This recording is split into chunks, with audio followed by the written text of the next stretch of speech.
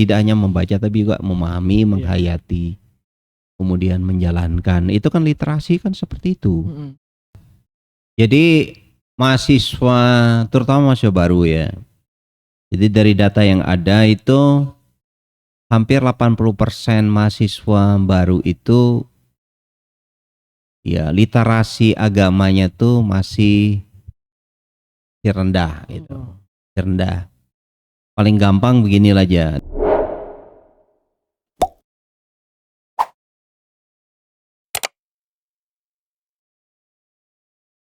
Assalamualaikum warahmatullahi wabarakatuh. Halo Sobat OSDI 2025, gimana kabarnya? Kembali lagi bersama podcast OSDI 2025 dengan podcast spesial ini yang ditemani langsung oleh Rektor Universitas Muhammadiyah Yogyakarta, yaitu Profesor Nurmandi. Nah, di mana untuk tema OSDI sendiri yakni literasi Islam menuju lentera kehidupan yang berkeadaban. Nah, kita diajak untuk merenungi bahwa peradaban sejati lahir dari nalar yang tercerahkan dan hati yang tunduk pada kebenaran. Inilah saatnya kita menyalakan kembali lentera ilmu agar umat tidak hanya cerdas secara intelektual, tetapi juga beradab secara spiritual. Oke, gimana kabarnya Profesor Nurmandi? Saya Profesor Ahmad Nurmandi, Rektor Universitas Muhammadiyah Jakarta, sangat senang dapat bergabung dalam acara podcast OSDI pada tahun 2025 bagi mahasiswa baru.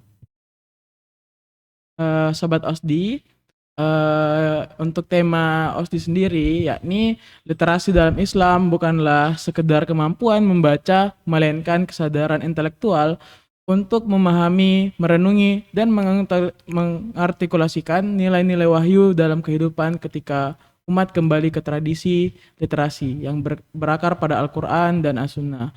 Maka peradaban bukan hanya dibangun namun diarahkan dengan cahaya ilahi. Nah, melalui tema literasi Islam menuju lentera kehidupan dan berkeadaban, kita diajak untuk merenungi bahwa peradaban sejati lahir dari nalar yang tercerahkan dan hati yang tunduk pada kebenaran.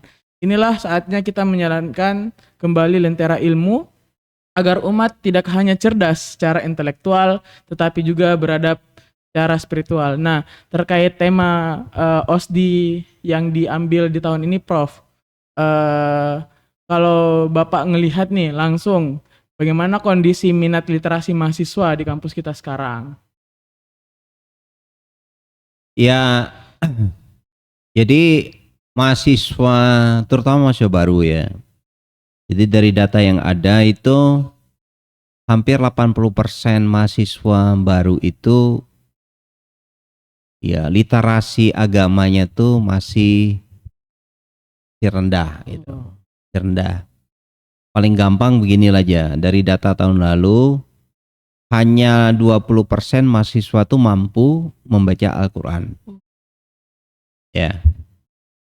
Mungkin termasuk kamu ya. Bisa baca gak kamu? Bisa, Pak. Itu baru membaca saja. Iya. Tapi belum memahami Al-Quran gitu kan.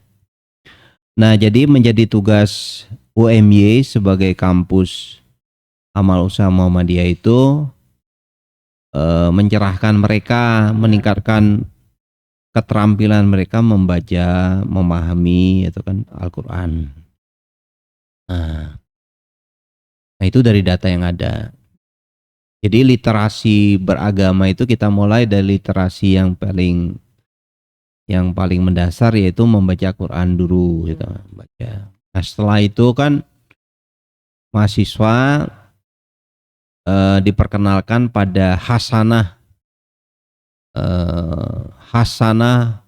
filsafat Islam dalam bentuk syariah, muamalah, akhlak, itu kan misalnya seperti itu. Gerakan, kemudian ideologi. Nah itu kan kalau mereka tidak memahami Al-Quran dasar itu kan agak sulit menjadi semacam gerakan atau menjadi ideologi. Nah, agama itu kan ideologi. Ideologi artinya cara pandang seseorang terhadap dunia. Jadi itu Mas Sudik. Jadi tugas beratnya UMY itu. Ya. Nah, sebagai kampus yang digadang-gadang sebagai unggul dan islami, tantangan apa yang paling terasa gitu Pak dalam membangun budaya membaca dan menulis di era digital seperti sekarang ini? Ya, kita berhadapan dengan generasi Z. Ya. Generasi Z itu ada yang menyebut generasi strawberry. Saya nggak tahu Anda strawberry apa bukan. Apakah kamu nih apel, apa strawberry, apa nanas, Melon saya. apa melon ya tengah. Generasi Z ini kan atau strawberry itu kan dikasih tantangan cepat menyerah. Iya, betul Ya. Pak. Dipres komplain gitu kan. Nah, jadi orang yang tidak senang menghadapi tantangan kemudian mencari pelarian pada kegiatan-kegiatan yang berbau digital. Jadi generasi sekarang itu kan seperti itu. Jadi senang digital, pegang HP tiap hari. Mungkin kalau bisa satu hari itu buka HP bisa 80 jam. Kalau satu hari 80 jam loh. Tapi satu hari kan hanya 24 jam. Tapi nggak tahu lah apa yang dilihat gitu kan. Ya saya lihat anak saya sendiri seperti itu gitu kan. Nah itu pertama. Yang kedua, secara visual itu memahami agama itu kan belum mencapai hakikat. Ya, agama itu kan belum mencapai hakikat. Ya. Paling baru syariat. Ya. Sholat, puasa. Itu pun kalau sholat gitu kan. Itu pun kalau puasa gitu kan. Tapi hakikat itu kan belum. Iya, Pak. Nah, jadi dari aspek dalam istilah agama itu tasawufnya belum. Nah, ini menjadi tugas kampus. Seperti saya katakan data tadi kan 80% mahasiswa baru kita itu kan tidak mampu baca Quran. Iya. Itu. Tapi insya Allah lah dosa-dosanya masuk surga. Kayak kamu masuk surga ngajari teman-teman baca Quran kan jadi masuk surga. Iya, betul. Dulu saya waktu mahasiswa ngajari baca Quran. Ngajari tetangga baca Quran, termasuk teman-teman saya ajari baca Quran. Nah, itu Mas tantangan kita menghadapi generasi Z itu. Mereka banyak memperoleh informasi itu dari internet. Mungkin juga belajar agama dari internet. Nah kalau internet itu kan nggak ada kiainya. Kiainya internet, ya enggak? Iya. Tidak ada Imam Ghazali, tidak ada Hambali, tidak ada Hanafi, pokoknya tahunya dari internet. Dia buka, misalnya bagaimana mandi junub, buka, ayolah. Bagaimana sholat, buka Google gitu kan? Ya kiainya Google itu. Jadi kiainya bukan Hambali, Hanafi dan sebagainya itu, itu kan. Nah itu yang harus kita hadapi generasi sekarang. Nah habitus seperti itu kan harus kita pahami sebagai pengelola kampus, sebagai dosen, sebagai tutor, itu harus mengerti generasi seperti itu. Aspirasi mereka lah. Aspirasi mereka seperti itu kita harus pahami. Nah kalau kita udah memahami enak itu kan. Karena kan mungkin unik gitu kan. Mungkin perasaan saya seperti ini, perasaan mereka nggak seperti itu. Iya. Ya tah? Nah, bagi saya masalah, bagi dia nggak masalah. Bagi saya misalnya datang pukul 7 pagi. Kalau kuliah jam 7, saya datang jam setengah 7, itu bagi saya biasa. Bagi mereka nggak biasa. Nanti kalau kita marah-marah, Nah, dia lapor ke polisi. Nah, kan repot. Kekerasan terhadap perempuan apa kekerasan terhadap manusia, ya kan? Nah, itu tantangan seperti itu yang seringkali saya hadapi. Jadi value-nya beda gitu. Ya. Nah, dari pihak kampus sendiri, Pak, untuk memberikan wadah atau ruang-ruang untuk mendukung kegiatan literasi bagi mahasiswa. Nah, di Universitas Muhammadiyah Jakarta itu sendiri seperti apa, Pak? Ya, kalau kita mencari pengetahuan dari kuliah itu kan sebenarnya hanya ya Sebagian saja. iya 25%. Saya dulu belajar agama kan tidak dari kampus, belajar sendiri melalui ceramah, kursus sebagainya. Nah, jadi cuma kan kalau di UMY ini kan terstruktur. Iya. Kalau Anda kuliah di Gajah Mada ya Anda hanya dapat kuliah al-Islam sekali. Iya. Gitu. Kalau Anda agama Kristen sekali. Saya dulu kan alumni S1 Gajah Mada. Itu hanya dapat agama sekali aja, hanya 2 SKS. Sudah tuh gak dapat lagi. Kamu mau baca Quran kek, mau apa kek, ya urusan kamu kan. Tapi kalau di UMY ini kan enak. Terstruktur dari mulai masuk IK 1 ya sampai selesai itu kan dibimbing. Ibadahnya juga dan sebagainya. Nah, itu kan kemudian juga ada IMM, ya. ada organisasinya, ada pembiasaan lah supaya menjadi agama itu menjadi gerakan seperti Muhammadiyah. Agama itu kan tidak hanya diomongkan, tapi ya. juga harus menjadi aktivitas, menjadi habitus gitu kan. Nah, itu enaknya di UMY. Kalau orang ikuti alur itu, saya kira ya jadi husnul khotimah lah. Ya enggak, tidak su'ul khotimah. Husnul khotimah. Karena dia punya wadah. Ya, betul. Punya wadah untuk agama itu menjadi gerakan, menjadi ideologi. Ya. Tapi yang benar gitu loh. Jadi dia tidak perlu cari-cari kemana-mana. Tidak perlu cari aliran-aliran yang aneh-aneh, nggak perlu, karena sudah ada di sini. Misalnya dia baru belajar agama atau tahu ikut Islam jemaah misalnya, ikut gerakan radikalis seperti itu kan nggak perlu, karena di di UMY sudah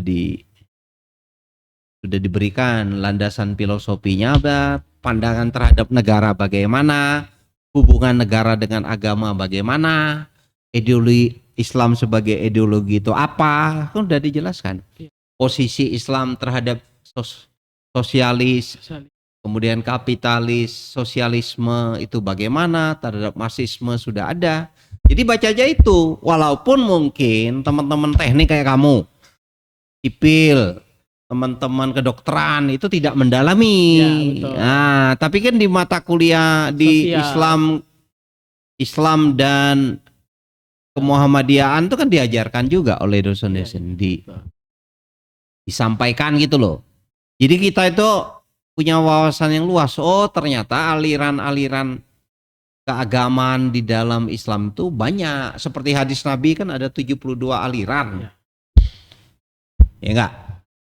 72 itu artinya banyak gitu kan. Itu Mas Sudik. Menurut Bapak, seberapa penting literasi ini dalam membentuk karakter sekaligus daya saing mahasiswa di dunia luar? Ya, sepanjang pengalaman saya, yang membentuk saya sampai saat ini itu kan sebenarnya bukan kampus. Oh iya. Tapi aktivitas saya di luar kampus. Ya, bukan kalau kuliah itu berapa sih ya toh? Ya, betul. Tapi aktivitas saya di luar kampus, di organisasi termasuk dulu organisasi mahasiswa, kemudian pemuda, Muhammadiyah dan sebagainya, itulah yang membentuk karakter, yang membentuk kompetensi. Ya. Kompetensi saya seperti sekarang ini. Nah, begitu juga mungkin bagi Anda sekalian. Anda itu kan Bukan di teknik sipil Anda bisa kayak gini. Iya. Bukan toh? Iya. Kalau teknik sipil hanya dibuat gambar tembok gini, gambar struktur Iya, besi betul, Pak. begini, beton begini. Tidak diajari podcast kan? Iya. Kan enggak? Ilmu-ilmu di luarnya saya ambil di IMS. Lah, kamu ambil di ini. Jadi maksud saya begini, jadi mahasiswa jangan tidak hanya, nah sekarang kan ada di kampusnya ada eksis, Ya, eksis. sistem eksis. Iya. Nah sistem eksis itu kita menghargai Yang aktivitas mahasiswa di luar kampus. kampus, di luar akademik. Kalau nggak salah itu pengembangan diri sama AIK, Pak. Iya, itu di SKS-kan, Iya, dikonversikan, dihargai lah gitu. Nah kalau zaman saya kan nggak ada yang ngitung, sakarepmu. Saya hanya cari sendiri. Dulu zaman saya itu loh, kan saya aktivis. Lalu saya cari pengetahuan agama itu di perpustakaan, cari apa sih filsafat, apa sih Naksabandia, apa sih Satoria, apa sih tasawuf, apa sih Muhammadiyah, apa sih NU, Iya. ya enggak? Apa sih perbandingan agama, apa toh Katolik, apa toh Kristen, apakah Buddha, itu baca semua. Iya. Tapi kan saya belajar sendiri. Iya. Tapi betul. tidak semua orang seperti saya. Apa kamu juga baca tentang Trinitas? Kan belum tentu kamu baca. Belum tentu. Saya juga saya dulu belajar baca sendiri gitu loh. Tapi itu didorong ingin tahu, curiosity, ingin tahu, oh apa sih bedanya Kristen sama Islam? Apa yang dimaksud Trinitas? Apa yang dimaksud dengan Hinduisme, Buddhisme? Itu baca sendiri. Tapi kan tidak semua mahasiswa seperti itu masalahnya. Iya. Nah kalau di UMY saya harapkan dosen-dosen AIK memberikan wawasan perbandingan agama. Jadi orang kan luas pengetahuannya. Jadi orang tuh tidak ngerti Islam saja, orang ngerti ilmu agama-agama lain.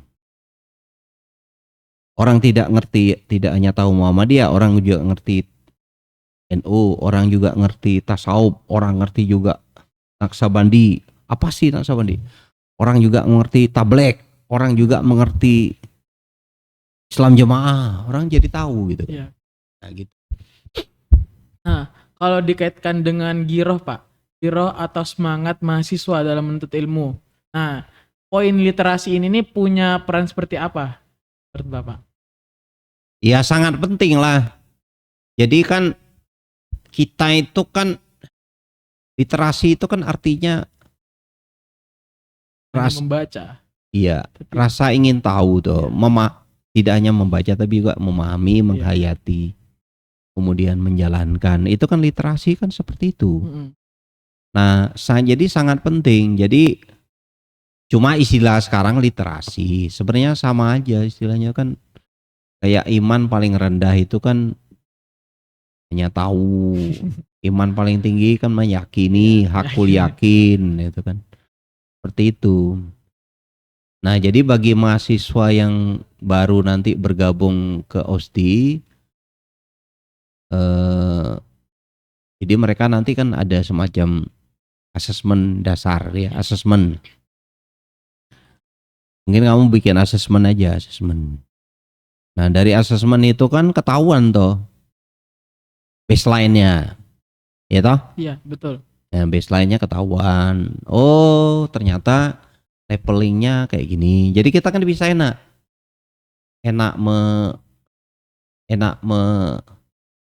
introdusir gitu loh. Hasanah pengetahuan. Nanti kita ajak mikir susah-susah, orang nggak sampai kan repot. Ya kan tidak semua orang punya minat yang sama gitu kan. Gitu. Nah, mungkin apa sih pesan Bapak untuk mahasiswa yang enggak hanya sekedar membaca gitu, Pak? Soalnya banyak yang mahasiswa ini dia cuman baca tapi enggak dalam penerapannya itu dia enggak mau menerapkan di kehidupan nyata seperti itu. Ya itu tantangan ya. Tantangan kita sekarang bagi generasi Z itu orang sudah baca tapi belum menghayati, mendalami gitu kan. Itu tantangan. Nah, sehingga di dalam pendampingan AIK itu kan ada metode-metode metode-metode penghayatan, pendampingan lalu penghayatan, Iya, betul. melakukan gitu kan. Jadi kan taksonomi belum itu kan orang paham dulu. Iya. Sudah paham, melakukan. Gitu.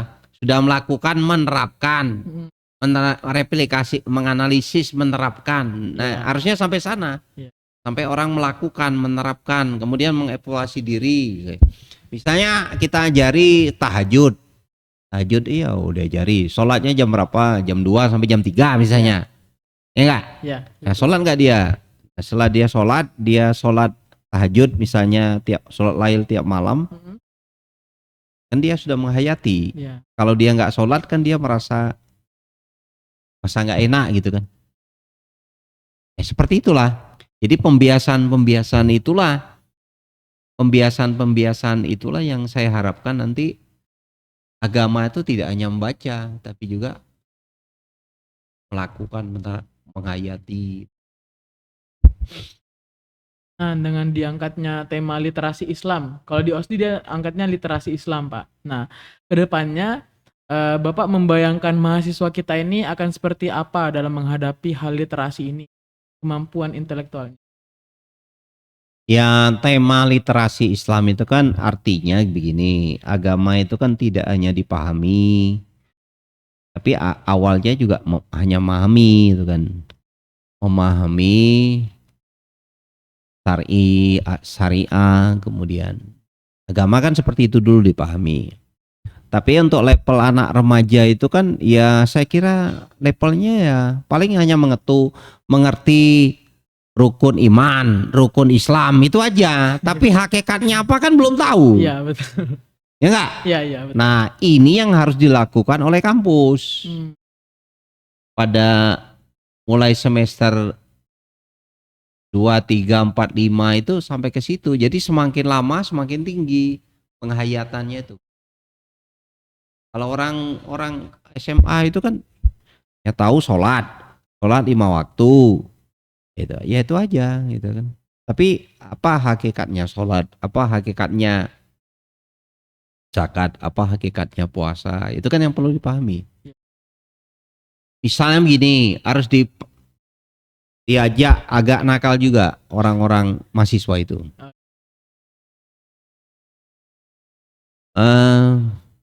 Misalnya begini, isu tentang kenapa kok umat Islam itu banyak di Indonesia ya banyak 90%, tapi banyak miskin. Enggak.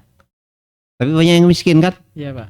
Nah, tapi di satu sisi orang Islam dituntut bayar zakat, dituntut haji.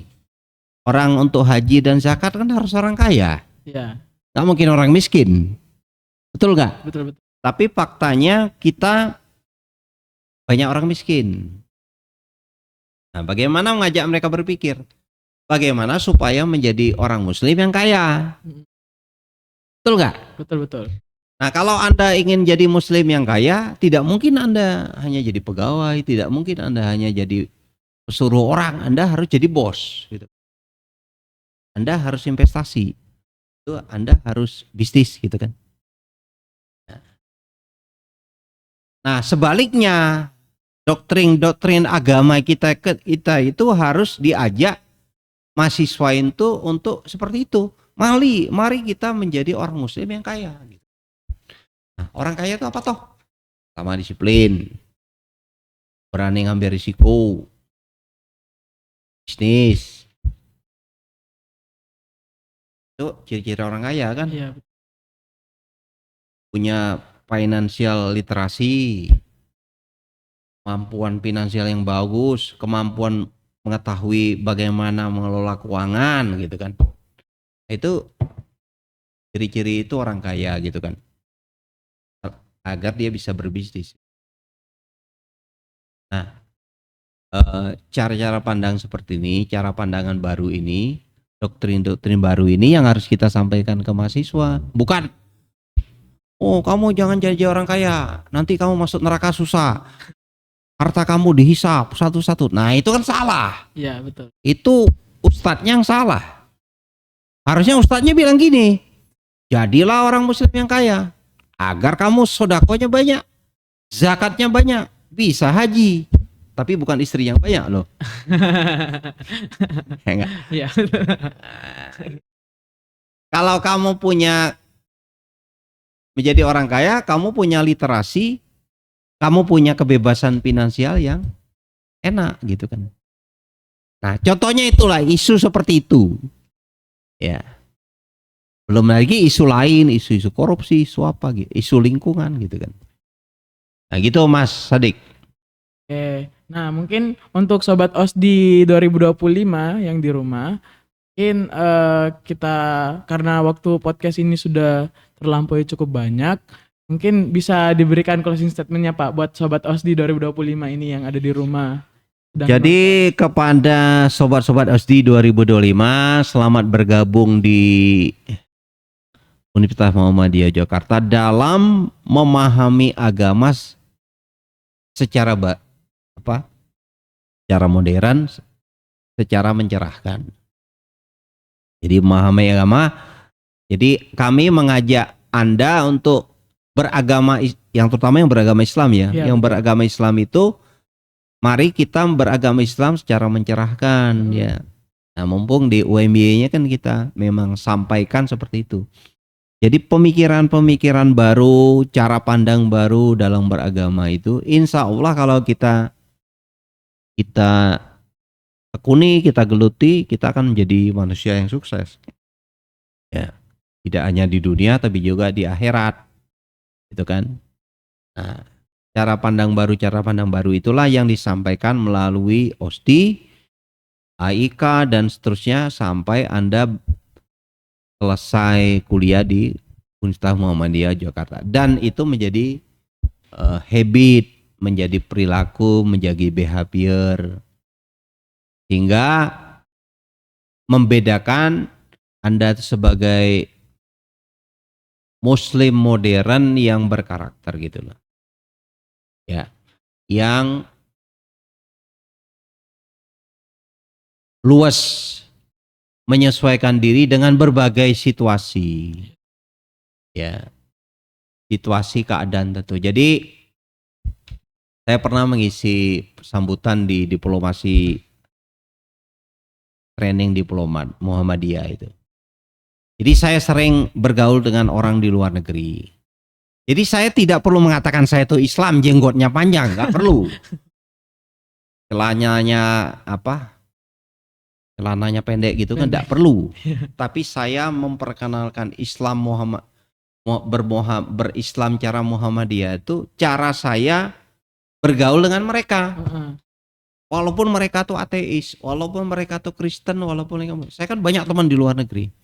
Nah, cara saya bergaul itulah yang menjadikan dakwah ya bagi Muhammadiyah, bagi Islam. Sehingga orang respect sama kita, orang respect sama saya gitu kan. Yeah. Walaupun orang itu nggak beragama, orang pun tuh Buddha gitu kan. Misalnya saya punya mahasiswa di Thailand atau di Laos. Ya sebagai profesor saya layani dengan baik. Walaupun honornya nggak jelas. Mungkin ya. Honornya kecil, tapi saya layani baik. Nah, waktu mereka selesai, saya itu kayak dewa mabuk itu. Di homework. Nah, itu saya jalankan bukan karena saya tuh cari honor, enggak. Karena bagi saya melayani mahasiswa walaupun bukan dari Indonesia dengan baik itu kan menjadi ibadah gitu kan, menjadi ibadah. Nah, itu contoh misalnya. Jadi maksud saya beragama itu kalau di Muhammadiyah tuh nggak usah macam-macam, pokoknya berbuat yang baik gitu aja. Itu kan sudah merupakan dakwah gitu kan.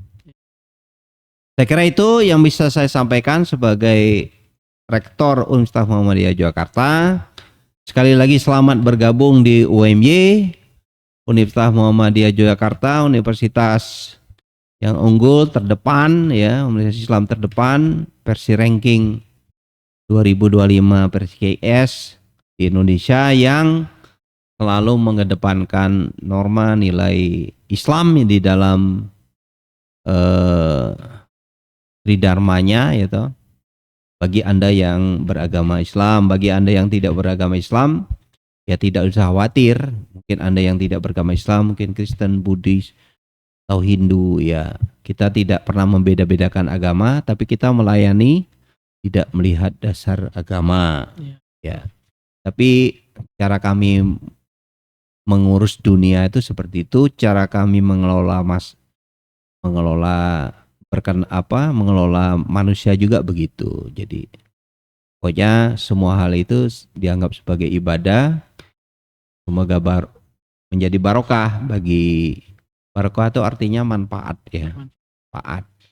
Bukan manfaat finansial tapi manfaat kebatinan. Orang tuh kalau sodako itu kan bahagianya minta ampun. Iya. Ya enggak? Kalau kamu kaya sodako biasa. Tapi kalau kamu tidak miskin lah, tapi pas-pasan sodako kan rasanya kamu enak sekali gitu. Nah seperti itulah beragama saya kira. Assalamualaikum warahmatullahi wabarakatuh. Waalaikumsalam. Buat Sobat OSDI 2025 yang ada di rumah, nah di podcast spesial ini yang mengundang Bapak Rektor Universitas Muhammadiyah Yogyakarta, mungkin kita cukupkan. Namun untuk teman-teman OSDI, Sobat OSDI 2025 yang ingin bertanya, bisa mampir di website atau sosial media akun OSDI Universitas Muhammadiyah Yogyakarta. Dan juga jangan lupa untuk subscribe, komen, dan like video ini. Mungkin cukup sekian. Billahi fisabilil haq, fastabiqul khairat. Assalamualaikum warahmatullahi wabarakatuh.